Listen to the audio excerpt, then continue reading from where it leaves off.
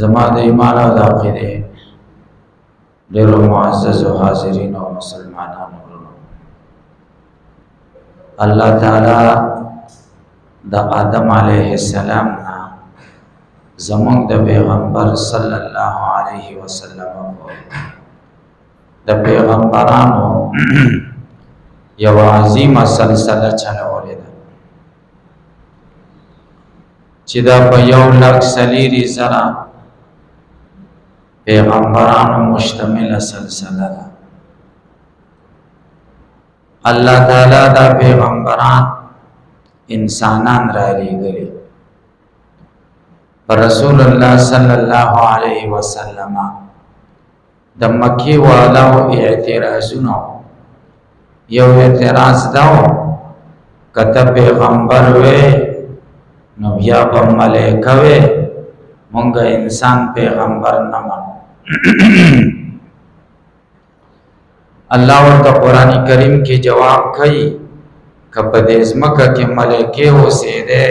نو پیغمبر به هم ملائکه را لېږلي، دې ځمکه کې انسانان اوسېږي نو پیغمبر به هم انسان لېږي. نو تمام پیغمبران خدای انسانان لېږلي. الله تعالی د خپل قدرت مظاهر او د قدرت نمونې د پیغمبرانو په ژوند د هغوی په زندګۍ کې ښکاره کړي دي او قرآن کریم کې الله موږ له بیان کړي. د خپل قدرت مظاهر ځکه د پیغمبرانو په شکل کې بیان کړي چې د تمام انسانیت لپاره دا تعلیم شي او د تمام انسانیت لپاره دا درس شي. الله تعالی موسی علیہ السلام راولېږه، یو عظیم پیغمبر و. د هر پیغمبر څه خصوصیتونه وي. د موسی علیہ السلام خصوصیت دا و چې دغه غوسه او جلال ډېرو ضرب غوسه کېده او د پیدائش عجیبه. الله تعالی د فرعون په زمانہ کې پیدا فرعون بنارینه بچی د بنی اسرائیل وجل زکه هغه ته خلق ویلو چې د بنی اسرائیل د بچو نستا د بادشاہي او د حکومت خطر ده. نو د حکومت د بچ کېدو د پاره او یا زره د بنی اسرائیل بچي وجلیو او لټونه د چا کاو. موسی علیہ السلام لټاو چې دې ختم کړ. موسی علیہ السلام خدای پیدا کړ، مور ته خدای پزړه کې واچول چې دا لرګي په بکس کې بند کا او بیا دې دریاب ته واچو. یو مور د پاره تاسو سوچ کوئ دا به څومره مشکل وي چې خپل بچي او دریاب ته واچي. الله تعالی د دې دریاب نه د موسی علیہ السلام دا بکس د فرعون کور ته دننک دریاب ته ولې واچاو ځکه چې د فرعون نه بچ. د دریاب نه د فرعون کور ته یو لخته تللو. جبرئیل علیہ السلام خدای راولېګو دې بکس ته دیکور کړه، دې لختی له ور برابر کا رساد فرعون کور ته ورسید. د چانه چې بچکاو د هغه په لاس کې اولوي دا. ځکه خدای خلقو ته مظاهر د پیغمبرانو په دې ژوند کې خي، د قدرت نخي خي. موسی علیہ السلام دا بکس خادمانو راواخست چې ګلاوي کا خسته ګلاله ماشوم پکې دی. پیغمبرانو ته خدای فطری حسن هم ورکړي، خدای الله د جمال هغه اثر په هم پروتي. او موسی علیہ السلام ته خدای دا خصوصیت هم ورکړو چې چا به ورته وکتل نو مینه به ور سره پیدا کېده. قران کریم کې الله دا منظر ذکر کوي، والقیت علیک محبتا مني. الله وای زما د مینې یو حصہ مې پتا اچولې وا، د مینې یو حصہ مې پتا خورا کړې وا. نو د فرعون خزي چې موسی عليه السلام ولید نو د زړه نه ور سره مینا پیدا شو چې دا ماشوم بزلو یو فرعون اراده وکړه چې مړ کم زکه هغه ماشوم نه چې د کم تلاش کې ما اویا زره ماشومان وجلی زما حکومت ته خطر جوړ نشي خزا ورته وینا دا مونږ لوی کو بچي می اسم نشتا دا په لویو زبا په مشغول یم او زما استا په پیدا کې براش فرعون ورته استا په پیدا کې وای خو زمانہ همدا سے خدای وکړه نو موسی علیہ السلام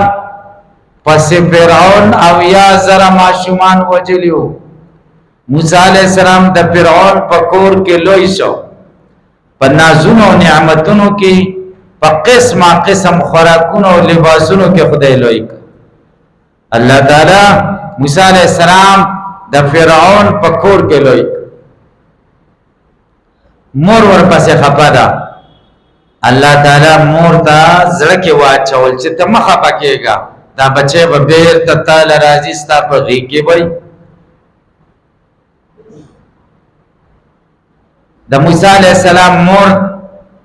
لور ته وای چې ته زده دې بکس په چې دا کم طرف ته روان دي هغه په منډه رااله چې خو د فرعون کور ته نه وته بکس موسی عليه السلام مور ډېر خپه شو چې کار خراب شو سشي برست ورته وای ځان نا غرضه کده فرعون کور ته لاړ شه چې څه چل دی فرعون کور ته لاړ زنانه را جمع دي غنه خزه فرعون را جمع کړي چې دې بچی له بپای ور کوي تاسو تبا ډېر پیسې په تنخواه کې درکاو او ډېر عزت به درکاو دا زمنګ معشوم دې دې له بپای ور کوي خو موسی عليه السلام دې یوې خزه سینه و نه اخیستا دا جنای ورته وای زستا سو خیر خواهی د پاره یو خبره نکوم وای ولینا وای یو خزه درته خیمه کې دې شي دا غي پيوس کی وای راته وی خیا رسا خپل کور ته بوته د ماشو چې مور خپل سینې توا چاو نو پيوس کړي فرعون ورته وای دا سه چل بکې تبا التمن سره زی دربار کې تا تب کورم ملاو شي خوراک بومي تنخواه بومي لباس بومي د ماشوم له بپای ورکه اورته وای نه زبچی نشم پرې خو دې خپل کور نشم پرې خو دې دلته په پای ور کوم او تنخواه برا کوي الله تعالی چې سکینو هغه مخلوق هغه شان اراده نشي کولای خپل بچی ته پیم ور کولی او فرعون به حق ډېرې پیسې ور کولی نو موسی علیہ السلام د فرعون په تربیت او پرورش کې لوی شو چلک غټکه شد پایو نه ولوي دا فرعون ورته وای دا معصوم دې مونږ سره ای بس فرعون پکور کې لويس هغه شاعر وای و موسی الذی رباه جبريل کافر و موسی الذی رباه فرعون مرسل دا کم تربیت د الله کار دی نو بس د خدای کارونه دې مونږه هیڅ نه پوهیږو د سامره یو سره خلق شرک ترا بللیو دا هغه تربیت جبريل علیہ السلام کړو ملائکه تربیت کړو خدای ته کافر جوړ کړ او د فرعون د موسی علیہ السلام تربیت کافر کړو خدای ته پیغمبر جوړ بس د خدای کار دی نو موسی علیہ السلام الله جل شانه ته نبوت او پیغمبري بیا ورکړه د موسی علیہ د فرعون چې پوه شي چې الله چې دا خو مکه ماشوم دی چې زما بادشاہت ته خطر ده اراده وکړه چې دی وجنما موسی علیہ السلام چا خبر کې چې وجنی دی و تختا موسی علیہ السلام وطن پر خو د مدین ته لاړ د مصر نو البته یو پیغمبر شعیب علیہ السلام هغه خپل لور په نکاح کې ورکړ کورې پیداش لس کال روسته بیا خپل وطن تراغه فرعون ته وای ته خبرې کنا دروازه په تیزه تیزه وروټه په ول چراوه ته وای سوای وای ما پیچن وای او ته موسی چې مالوي کړي وای خبرې وای سدي وای ما ته خدای پیغمبري را کړي او راته ویلې دي چې فرعون ته ورشه دعوت ته توحید ورک چې الله یو دی فرعون فزان له خدای ویلې فرعون ورته دا چرته کې دی چې زه خدای یم مقابله ور سره وکړي لسګونه کلونه په دې مقابله کې تیر شو الله صبر صبر صبر فرعون ته سنه ویلي فرعون د خدای سره جنگ کا ځان ته خدای ویلي انا ربکم الاعلى قران کې خدای وایي خلق العزت سلوی خدایم مالکم من الہ غیری تاسو د زمانه بغیر بل خدای نشته زیم کنه خدای خو صبرناک ذات د عذاب پورن نه راوست الله تعالی د موسی علیہ السلام بی عزتی شروع کړه بی عزتی دا ویو زناکار خزه ته پیسې ورکړي چې موسی علیہ السلام خلق را جمع کې او بیان وکړي نو تبا ورته پاسې چې د خو ما سره زنا کړې ده خزه پاسې دلا وای موسی ته خو خلکو له بیانونه کې او ما سره د چا پاسې دا وای تاسو سره زما یو کار دی وای څه کار دی وای وایا موسی علیہ السلام ورته وایا څه کار دی چې موسی علیہ السلام سترګو ته وکتل نو د خزینه وار پار خطاش وای حقیقت وایا وای حقیقت دا دی چې ماتا فرعون پیسې را کړې دي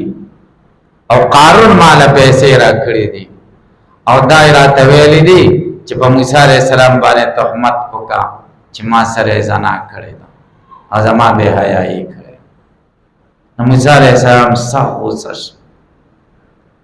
الله تعالی تاسو غوسش خدای ورته وی پروا مکوا سچ دی خوخه ازمکه ته حکم کوستا بمنی نو موسی علیہ السلام ازمکه ته حکم وکړ قارون راکش کا هغه چغه وای د خپل پورې راکش کا بیا چغه وای د نامه پورې بیا ازمکه ته وای کشه کا د وکو پورې بیا ورته وای کشه کا د سره پورې وای هغه پیسې امراوړي بلا مال دولت ایدا مرتبصر کې دي چې د مردار پیسې هم د پسې لاړي بیا به خلق سوي خلق به وای چې دایم ختم کا پیسو ته چل جوړ کوي دا مر پسې لاړي نو فرعون داون د موسی علیہ السلام توهین وکړ د موسی علیہ السلام بی عزتی وکړه الله جل شانه عذاب راوست د خدای دعوی کړي و خدای ورته سنوي ځان له الہ ویلی الله ور سره د موسی علیہ السلام سره مقابله خدای ورته صبر کاو خو چې د موسی علیہ السلام توهین وکړو د موسی علیہ السلام بی عزتی وکړه خدای غرق څنګه غرق شو الله تعالی دریاب کې غرق موسی علیہ السلام سره د قوم نه پورې وته او دې پکې غرق شو ډوب شو اوس کتا سومنګه سوچو کو د خدای سره په عذابونه غن عذابونه دي د ازمکه کې کش کولې شو لکه قارون تماشي دلاسه وجلې شو لکه نمرود کانی پیرا ورولې شو لکه قوم لوط مختلف عذابونه د خدای سره دي په دې وبو کې ولې تباک زکه د وبو کې تباک چې جزاء د عمل د جنس نه د وجنه د الله محبوب موسی علیہ السلام په وبو کې ورزول شوی او الله تعالی د وبو سزا ورکړه خلق ته وسد موسی علیہ السلام د قصه او د فرعون د هلاکت قران کې بیان شوی د خدای بګانو زینو کې بیان کړي دا خو ته قصه نه ده چې بس قصه دا وشو مونږ واورېدا دې کې مونږ لا عبرتونه دي چې قران خو زمونږ د هدایت لپاره ده دا عبرت ته پکې د موسی علیہ السلام پشان کمزوري د لاسا د فرعون پشان زورور هم خدای هلاکولې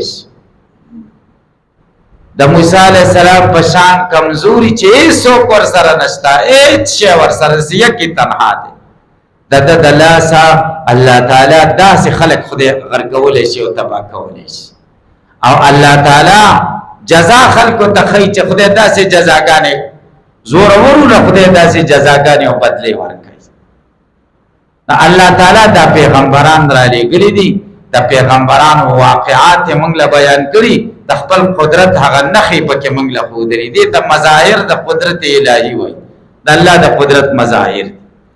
یوسف علیہ السلام خدای راولېږه پیغمبر او بادشاہ ورونه په خدای ظالمان کړه ورونه کوي ته واچو او دا غره جامع وسته کوي ته ورځاو دا کوي نه خدای را اوچت کړه وزیر په کور کې د زندگی شو، عزیز مصر د مصر د مالی وزیرو د خزانه وزیر د هغه په کور کې خدای د زندگی کړ. دا هغه زین خدای رويست جیل ته وکاله جیل کې تیر کړ. دا هغه زین خدای رويست د مصر وزیر شه د خزانه د مصر بادشاہ وفات شه د غي نرسته د ټول مصر بادشاہ خدای جوړ. دا الله کارونه دي.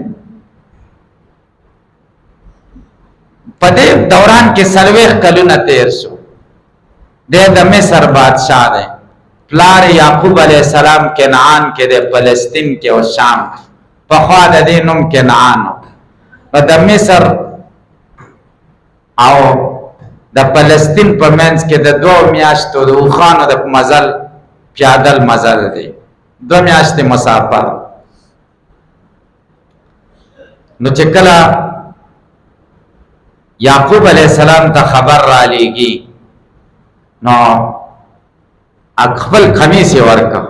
دی ورونو ته وای دا وېسای. یعقوب علیہ السلام به پسترګو وې سترګې به ټیک شي. د یوسف علیہ السلام پسې سترګې کې نقصان راغله. نو چې کله دا قمیص ورکا نو دلته یعقوب علیہ السلام 2 میاشتو په مسافه کې لري او د خلکو ته وای چې کوم بچي ور سره انی لاجد ریح یوسف لولا ان تفندو. دولسمه سپاره کې خدای بیان ورته وای نه یوسف بوی را باندې ولګي د کتا سورته به وقوف ونه وای رښتیا وای. د یوسف علی السلام بوی را باندې ولګي. دا ګوره 2 میاشتې مزل عادت چې کوم کوي کې ورزول او د دې او د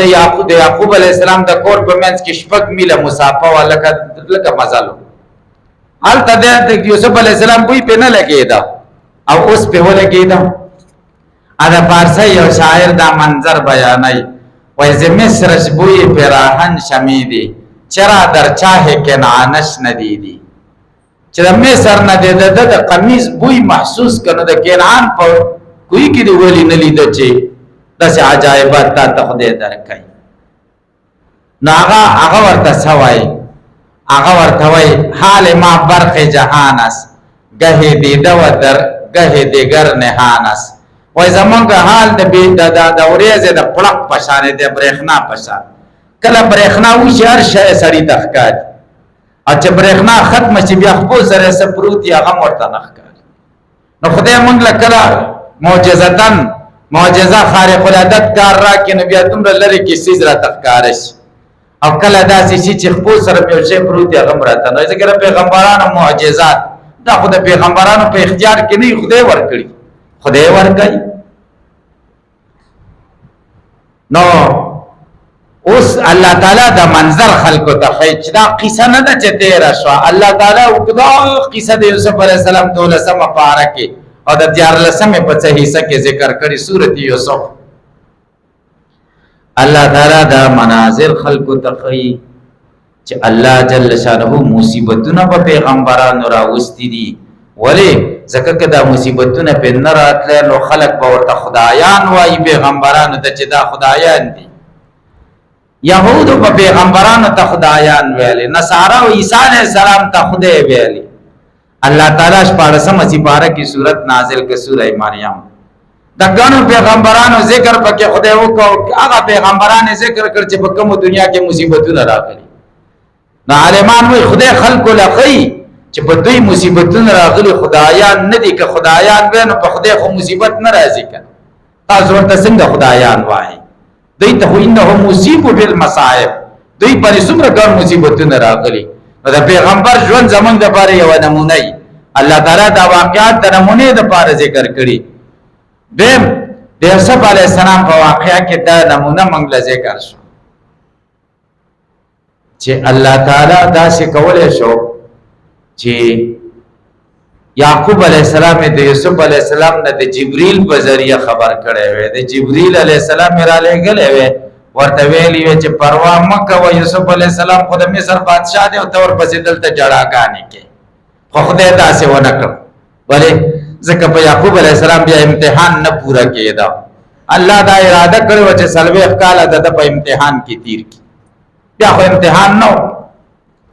دویم یوسف علیہ السلام چې دی ورونو کله کوی د غوارزاو نو کمیسی تیویست او چیله علال کداغه وینه په واچولا او د پلار ته چې یوسف علیہ السلام په لیوو خوړو او دا د کمیسی په وینو سور دی یعقوب علیہ السلام ورته چې تا خو سو خيار لیوو چې قمیص نسیل شوه دی نشلې دلې دی او سره تیم د سی اوچت وسته دی دا خو ډېر خيار زناور خو هغه ونه چې بشوي پینو نو یوسف علیہ السلام ته د مصیبت د قمیص نه رسیدلې الله تعالی سلوخ کال رستا دا خوشحالي هم د قمیص د برکت ورکا یوسف علیہ السلام قمیص راغې او د په سترګو واه الله تعالی د سترګو غ بیماری ختمه ځکه جزاء د جنس د عمل نه کړه یوسف علیہ السلام یعقوب علیہ السلام او وخت سره د کورنۍ نه د ټول کور سره مصر ته لاړ یوسف علیہ السلام بادشاہ دی د فوج د مشرانو وزیرانو سره استقبال تروته یوسف د یعقوب علیہ السلام چې یوسف علیہ السلام ولیدا نو دا فرمایل الحمدلله الذی بنعمته تتم الصالحات هغه ذات ته حمد او ثنا او شکر دې چې د په نعمت باندې ټول سيزونه حقيقي خنیک حالات بسړي راځي یوسف علیہ السلام توي یوسف علیہ السلام ورته پلار تا ما پس ډیر جړلې دی وای آو نو تا یقین دانو چې قیامت کې به سره ملاوي شو دنیا کې نه قیامت کې به ملاوي شي دا خبره نه و هغه ورته وای نه زپدې غمجن او خفاوم چې ما ویل چې دا زوی په مې په کم دین کې اسنه چې بي دینه شوی نه کزه پوي و چې تا ته نبوت ملاو ده نو بیا مې در پسې نه جوړ نو ما ویل چې بي دینه وای نو قیامت کې بم زماو د لیدل کو نشي نو په دې خفاو بیا ورته وای راځه د دربار کې د ګرځوم د سيزونه وګوره بادشاہ کنا دا سيز ګوره دا سيز ګوره یو غوټه خزانه ته بوت کاغذونه دي او لیکل دي د لیکل منشان ناس دي لیکل کوي یعقوب علیہ السلام و خندل ورته بچیا دومره چټ بده ما ترا لګل چې زه ژوندې بس ما به دومره غم نکم یوسف علیہ السلام ورته وای هغه ذات منا کړي و ما کم ذات چې پتا دا امتحان را وسته الله د طرف حکم کې د چې یعقوب علیہ السلام خبر نشي الله د طرف ما ته بار بار حکم کېدا نا الله جل شانو د پیغمبرانو دا ژوند او زندگی چې څومره دا او څومره واقعات قران کریم کې بیان کړي د خپل مقصدی الله تعالی د قدرت د مظاهر منګل خي د پیغمبر د ژوند نمونه منګل خي چې دا پیغمبران د دسه خوشحالي په راضي مصیبت په راضي تکلیف په راضي داغه د ژوند دا نمونه وا دا سکار وکړي چې موږ ورپسې اقتدا وکړو الله تعالی قران کریم کې فرمایي چې څوک د الله تابعداري کوي او د رسول صلی الله علیه وسلم تابعداري کوي نو د قیامت کې د چا سره مرګري اولئک مع الذین انعم الله علیهم دا کسان په قیامت کې د هغو خلکو سره مرګري چې خدای په هغه خصوصي انعامات کړی دي هغه خلک څوک دي من النبیین پیغمبران دي والصدیقین رښتیا ویونکي دي او والشهدا شهیدان دي والصالحین او نیکان دي چې څوک د رسول الله تابعداري کوي هغه د پیغمبرانو او د نیکانو او د شهدا او د صدیقین سره قیامت کې مرګري نو کوم او تاسو د نبی کریم صلی الله علیه وسلم د سنت اتباع وکړو نو دلته موږ سره د پیغمبرانو سره قصې او کوي البته به ان شاء الله د پیغمبرانو سره زمونږ استاد ژوند او زندگی د صالحین او نیکانو سره به دا د قران کریم فیصله ده ان شاء الله الله تعالی دې زمونږ استاد ژوند په شریعت او په سنت برابر کې درود شریف